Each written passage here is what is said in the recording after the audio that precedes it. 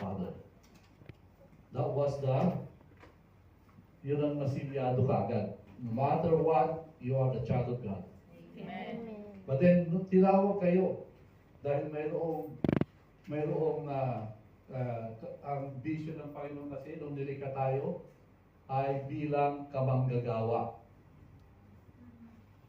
When He intended to create the universe and plan everything, He chose us. In His creation, in His forbearance, ay tinalaga niya, pinili niya na tayo maging makasama niya. He will not do it alone. Amen. So, everything that He has done, even nung nagkaroon ng fall, ang gusto ni Lord ay kasama pa rin tayo. Kailangan pa rin ay kabahagi tayo sa paggawa niya, pagtupad niya sa kanyang kagustuhan. Di ba? Kaya nung i-restore tayo, ay binalik tayo doon sa dating plano. At ito yung gusto kong bigyan diinan ngayon, bigyan diinan sa ating buhay ngayon. In Revelation, let's open our Bibles.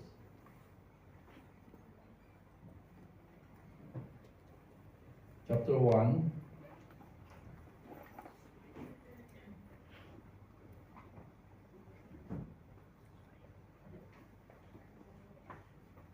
Okay, Revelation chapter 1 verses 5 and 6. Sabi po dito, and from Jesus Christ, the faithful witness, the firstborn from the dead, and the ruler over the kings of the earth, to Him who loved us and washed us from our sins in His own blood, and has made us kings and priests to His God and Father. To Him be glory and dominion forever and ever. Amen. Another group of verses, chapter 5, ng the same book, Revelation 5, 9, and 10.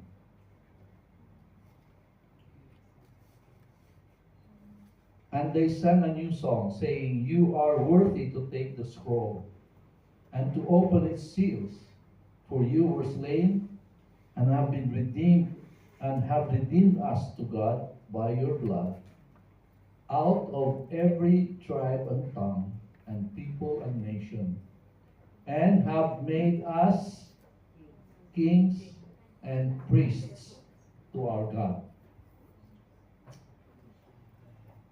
And we shall reign on the earth. And we shall reign on the earth. Actually, alam nyo, yung pinag-aaralan natin na yan, in the millennium time, sabi niya pagka-millennium is your 1,000 years. It's the 1,000 years when Jesus comes again for the second time, not as a baby, but as a king of kings. Amen? He will reign.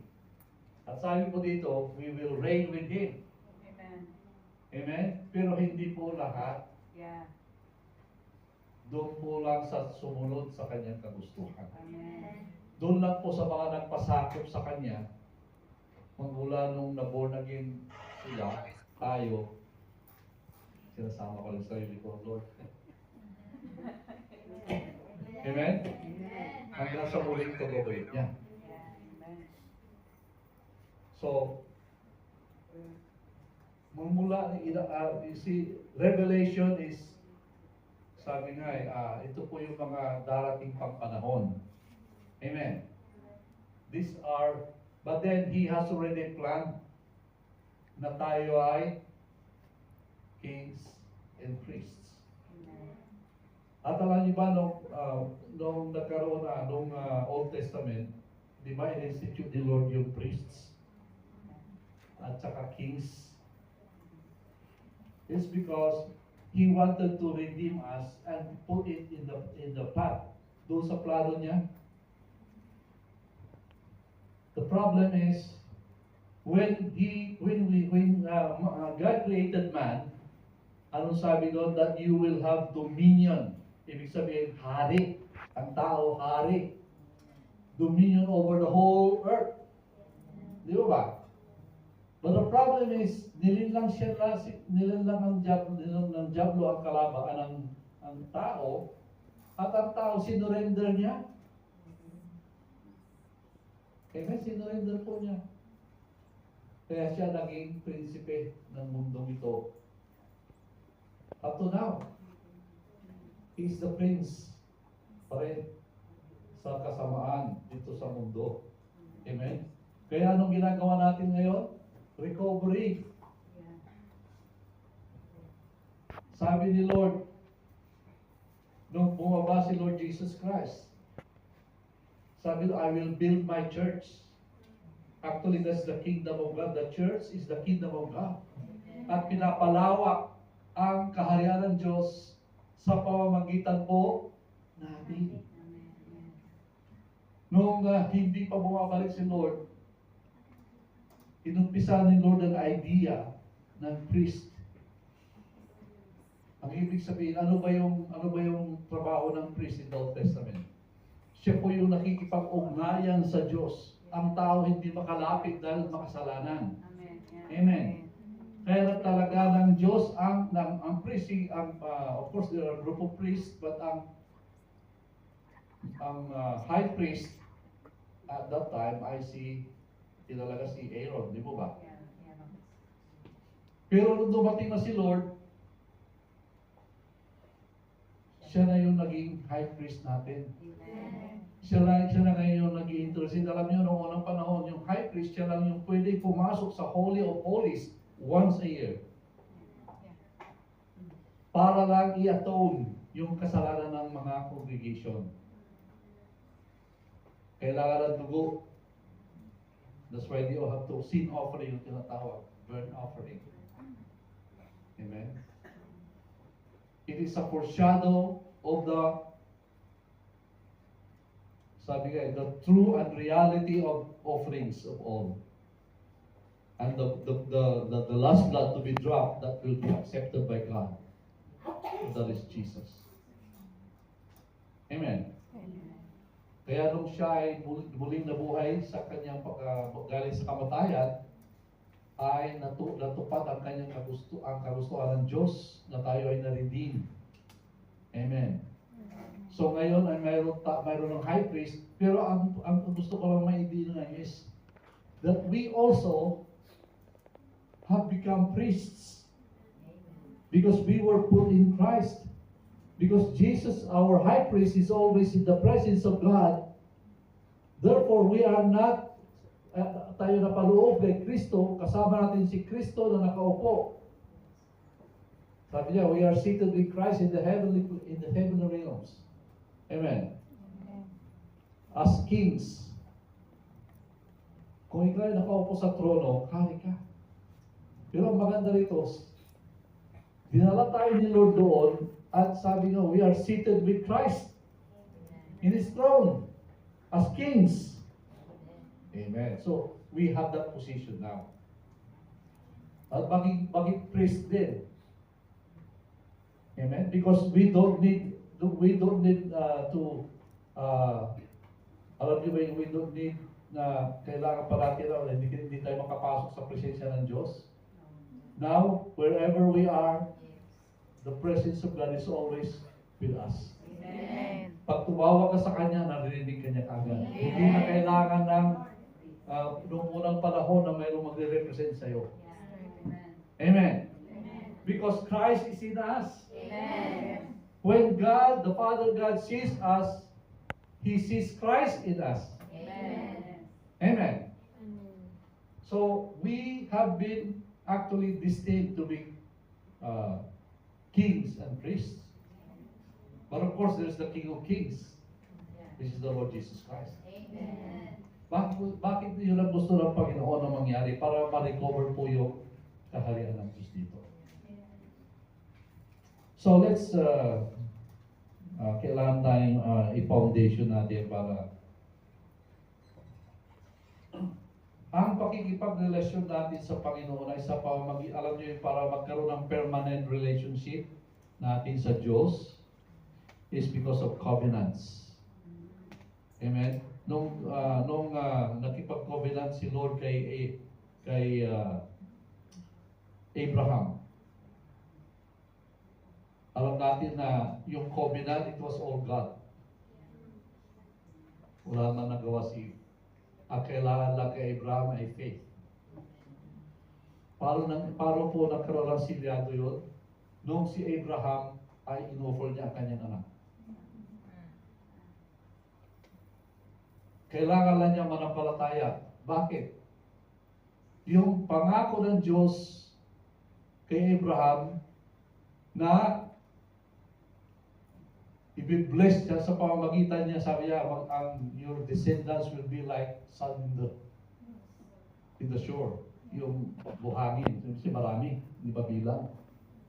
Pero nung hiningi ni Lord ang anak niya na linya ng promise ng Diyos, kung saan sa pamamagitan ng Isaac, ay doon po tutuparin ng Diyos ang pangako. Pero bakit kinuha ni Lord? Pero kailangan manampalataya si Abraham. But then when Abraham believed and he offered Isaac, doon po nagkaroon ng katuparan. Ano ibig sa alam niyo, I shared one time, I think last year, about the Adeka mystery. The Adeka mystery is the offering of Isaac. Alam niyo ba na it's a foreshadow of his to come. Si Abraham, in-offer niya si Isaac, pero it was all about, alam niyo yung faith lang yung pinakita ni Abraham, pero it was God all who did it. He provided the lamb for the offering. And then because of that covenant, kaya sabi niya, the promise that I made with your fathers, Abraham, Isaac, and Jacob. Kahit anong ginawa ng mga Israelita ay nananatili po because may covenant ang Diyos. Amen. See, that's why dinaan ng Diyos sa covenant upang sa matalian siya. Alam mo niyo may sabihin? Alam niya na hindi makakaya ng tao. Pero siya lang ang pwedeng kumaya. Kailangan lang ng covenant, ibig sabihin, dahil mayroon siyang kausap na ipinangakong gagawin. Wala siya actually, ang sabi lang niya, kailangan lang manampalataya. Kailangan lang gawin ang gusto niya. Di ba? At gagawin niya lahat. Ang lahat ng pinangako niya, gagawin niya. Pero sa awa ng Diyos, hindi natutupad ng tao lahat. Pero ang Diyos ay hindi niya pwedeng hindi tuparin ang kanyang pangako. That's why actually He made a covenant to tie Himself because of His love. Amen. Dahil sa kanyang pagmamahal ay tinalian niya ang kanyang sarili para hindi siya makabitaw doon sa pangako niya dahil mahal niya tayo. Amen. Kasi kung wala pong covenant, wala siyang titignan na pinangako siya. Amen. Amen? So, kung iiwanan tayo, wala siyang wala siyang word na mayroon siyang binrake. Alam niyo ba ang Diyos na kahit minsan di siya tumalikod sa pangako niya? Amen. Kaya nangako siya at handa yung covenant. Amen. Nung pagbalik ni Lord Jesus, mayroong new covenant. Hallelujah. Amen. Kaya sabi ni Lord, di ba, ginagawa natin every time that we meet, the new covenant in the blood. Amen? See, nung nangako si Lord kay Abraham, nagkaroon din ng blood. It's the lamb that was offered. Amen. In the same manner, sabi ni Lord Jesus, this is my blood. And this is the new covenant I make with you in my blood. And do this every time to remember that I have a covenant with you. Amen. Amen. Amen. At alam niyo yung covenant na yan, ay yung siya Namatay siya para siya ay maging available na makapasok na sa atin upang lahat tayo katanggap-tanggap sa mata at harap ng Diyos Ama.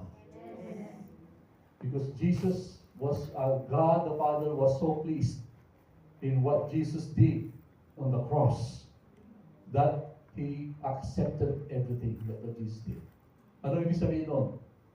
When Jesus died on the cross, we were put in that cross with Christ. Nung tinanggap ni Lord, tinanggap niya tayo lahat ng maniwala kay Kristo, tinanggap ng Ama lahat. No matter what. Kaya hindi tinignan ang kasalanan mo, hindi tinignan ang background mo. Pag ikaw ay nanampalataya, pasok ka. At hindi natitignan ng Ama kung anong background ka. Ikaw ba'y criminal? Ikaw ba'y liar? Ikaw, whatever you are. He has accepted you in Christ. Amen. All we have to do is just abide in Christ. Amen. Kaya sinabi mo sa John 14 and John 15, abide in me, and I abide in you. And my Father and myself will abide in you. We'll make our abode in you. Amen. Yun po yung mga salita ni Lord. So, bakit po tayo ay ginawang priests? Kings and priests. Kasi nga para mabawi yung kingdom. Yun ang role natin ngayon. Di ba sa prayer ni Lord, sabi ng mga disciples, Lord, teach us to pray.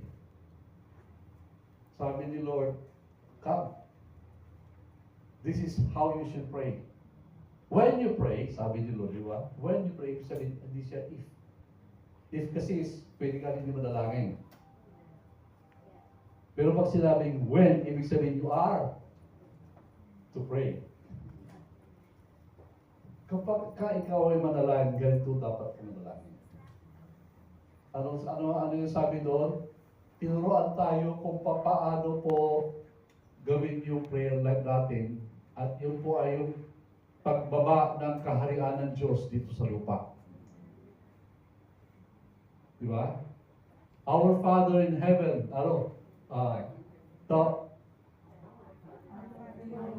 Father who art in heaven, di ba? Thy kingdom come. Thy kingdom come. Thy will be done. So yung will ni Lord na ma-establish ang kingdom dito. At kung ano yung katotohanan sa kaharian ay dapat maging katotohanan dito sa lupa. At yun ang ginagawa ng Diyos. So, if you are in the kingdom and you have to operate in the kingdom, you should be kings and priests. Amen. Amen. Sabi nga pagka-priest ka, kailangan ka maging priest muna bago king. You know why? Kailangan ka maging, how can you become king if you're not priest? Priest kasi is offering.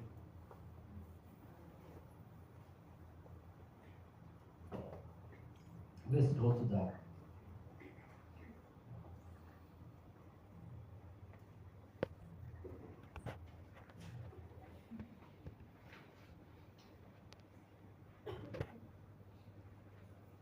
So I've been praying nung kagabi. So then I opened my notes kanina umaga. I have in mind kahapon kagabi is different, and then ito yung impress sa akin ng Panginoon. Who is a priest?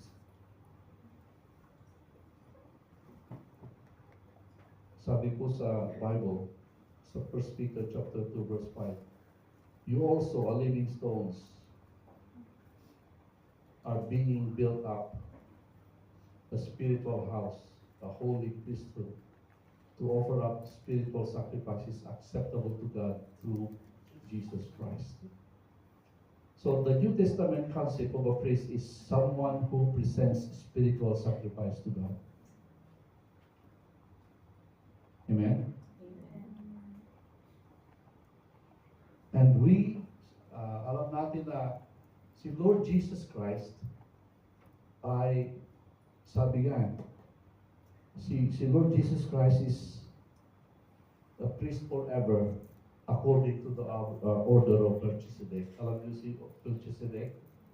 Ito po yung na-meet ni Abraham after he defeated his enemy.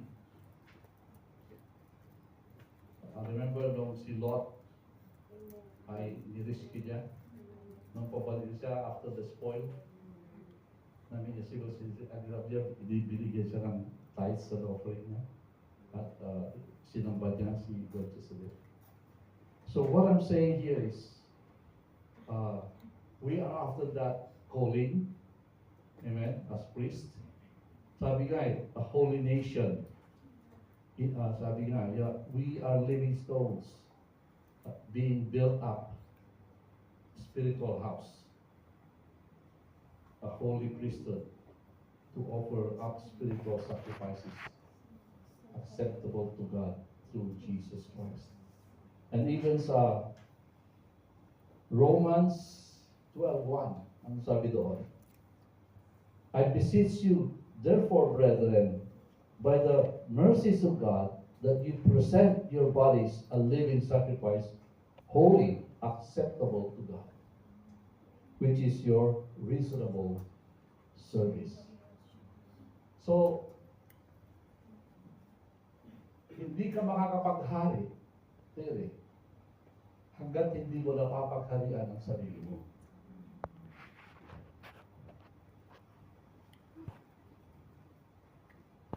Amen? Sabi niya, how can you offer your bodies as a living sacrifice? Kung ang katawan mo gusto ganito. At hindi mo, at sinusunod mo yung gusto ng katawan mo. Hindi yung gusto ng Diyos. Kailangan marunong kang priest muna. If you have mastered of your own self, ibig sabihin doon ay hindi na yung old self mo ang namumuhay sa iyo.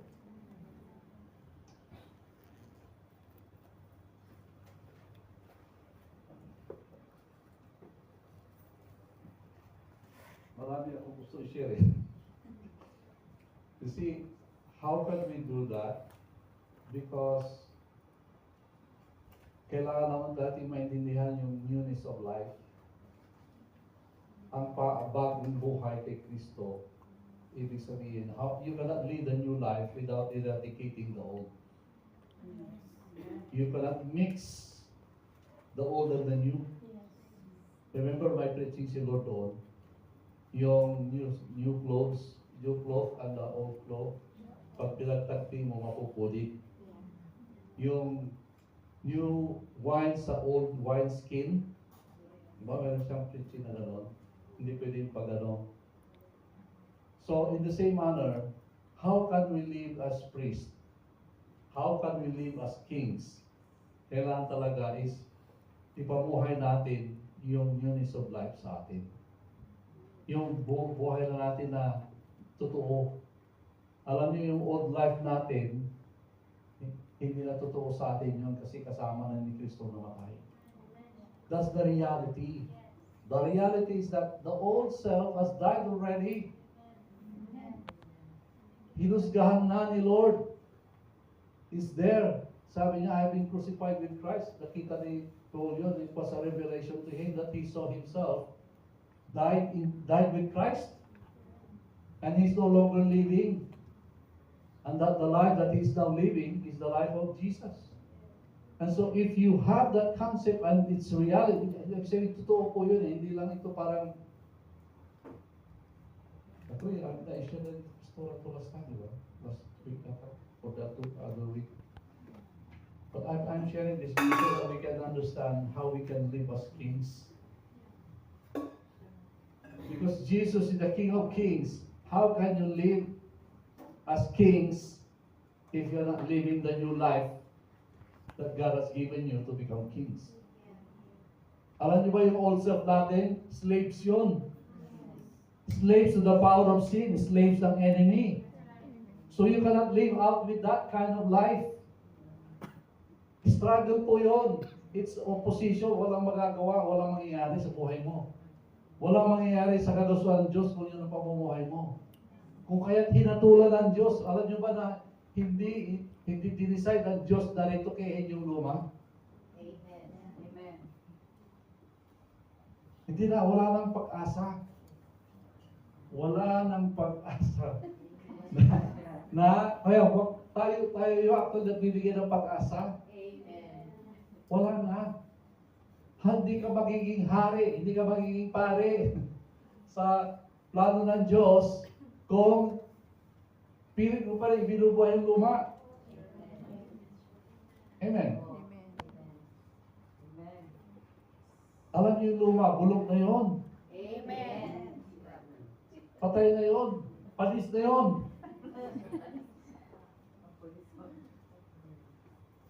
Amen. Tayo masentimento sa luma. Alam niyo ba yung, hindi, siyempre yata sa inyo to eh.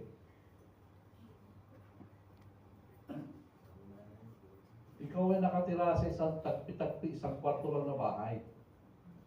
Pero may nakakitang mayaman, sabi sa ang kondisyon niya, binigyan ka ng bagong susi, pinatayuan ka ng mansyon sa katabi ng kubo-kubo mo na pinagbibilan. Nahirap na hirap ka, wala kang kuryente, wala kang iigib ka pa para mo, di ba?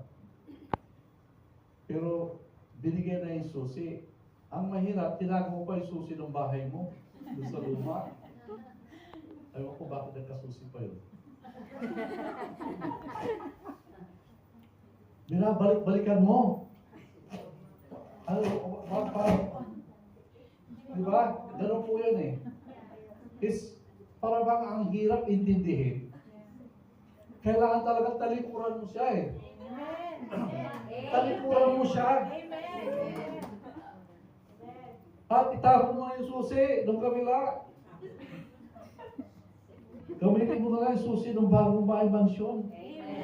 Doon sa mansyon na bago yun, meron kang 2 kotse na kaparada. Tapos, centralized air conditioning siya. Tapos, 3 ang kitchen niya. Meron dirty kitchen sa likod. Tapos meron ka ng chef na nandoon. Pero talaga bakit bumabalik ka pa rin doon? Actually, ganoon po yung pananaw ng Diyos. Nagtataka ang Diyos, bakit ka balik na balik doon?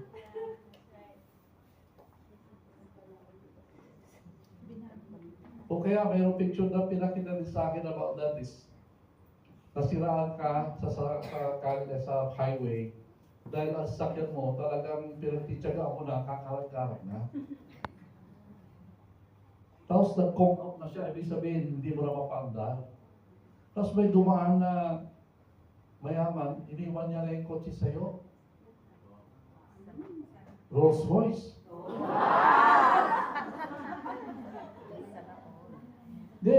Hindi ka maka-andar-andar kasi gusto mo hilahin mo pa yung luma. Sasabihin mo, sayang. Classic. Alam niyo, yung mga kotseng pipitsugi, hindi magiging classic yung kahit anong gawin mo. Ang classic na sasakyan, yung kagaya ng Rolls Royce, Mercedes na mga limited edition na kahit pag pinatago mo, tumataas ang value. Pero yung, ayaw ko naman mention ng brand. Pero kakarag-karag, wala na yun, kahit anong gawin mo, wala na.